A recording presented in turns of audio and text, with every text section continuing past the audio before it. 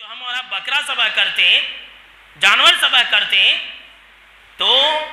اس کے ذریعے سب سے پہلا پیغام رب العزت کے طرف سے ہمارے نام یہ ہے کہ ہم متقی بن جائیں، ہمارے تمام عملوں کے اندر اخلاص ہو۔ اگر قربانی کے اندر اخلاص نہیں ہے تو قربانی بیکار ہے، اور جس انسان کے اندر تقوی نہیں ہے، اخلاص نہیں ہے، تو وہ انسان بھی بیکار ہے، اور جس عمل کے اندر اخلاص نہیں ہے وہ تمام اعمال بیکار ہے، یاد رکھ لیجیے۔ اور اللہ ہم کو اور آپ کو یہی سکھانا چاہتا ہے کہ دیکھو تم نے جو قربانی جانور ذبح کی ہے نا، جو تم نے قربانی دی ہے، تو تم اپنے ہر عمل کو اللہ کی رضا اور خوشنودی حاصل کرنے کے لیے انجام دو۔ اور ایک بات یاد رکھ لیجئے میرے دوستو، جس انسان کے دل میں اللہ کا ڈر خوف نہیں ہوگا وہ مخلص نہیں ہو سکتا، اور جو انسان مخلص ہوگا وہ انسان متقی ہوگا، اور جو متقی نہیں ہوگا، جس انسان کے دل میں اللہ کا ڈر و خوف نہیں ہوگا،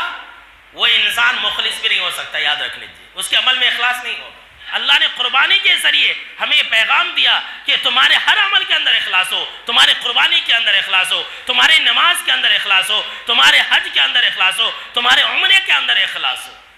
ہاں یہ ساری چیزیں نہیں ہیں۔ لوگ حج کرنے جاتے ہیں، عمرہ کرنے جاتے ہیں، دیکھ لیجیے اس کا فوٹو سوشل میڈیا کے اوپر اپلوڈ کرتے ہیں، شیئر کرتے ہیں کہ بھائی میں حج پر آیا ہوا ہوں، یہاں پر یہ ہو رہا وہ ہو رہا۔ لوگ جو ہے کعبہ کے ساتھ سیلفی لیتے، بولتے کہ بھائی بتانا ہے رشتہ داروں کو، نہیں تو لوگ یقین ہی نہیں کریں گے۔ ارے بھائی آپ حج اور عمرہ اور نماز قربانی کیا آپ رشتہ داروں کو خوش کرنے کے لیے کر رہے ہیں؟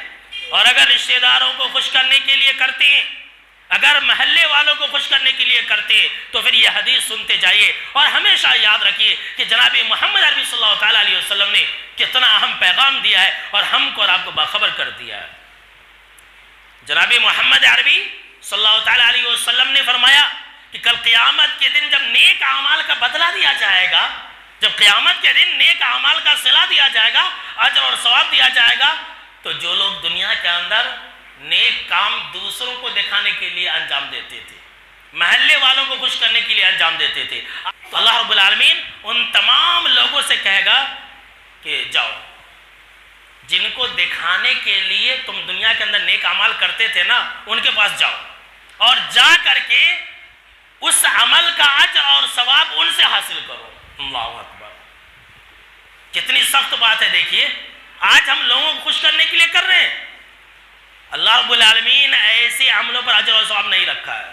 اللہ کہے گا قیامت کے دن جاؤ جاؤ، اپنے فلاں رشتہ دار کے پاس جاؤ، محلے والے کے پاس جاؤ، دوست احباب کے پاس جاؤ، جن کو خوش کرنے کے لیے تم نیک اعمال کرتے تھے، انہی سے جا کر کے تم اجر اور ثواب لے لو۔ میرے دوستو، کیا دنیا کا کوئی انسان، دنیا کی کوئی طاقت نیک اعمال پر اجر اور ثواب دے سکتی ہے؟ قطعی نہیں۔ کتنا ذلیل اور رسوا ہوگا وہ انسان۔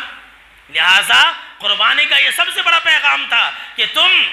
اپنے ہر اعمال کو اللہ کے لیے انجام دو۔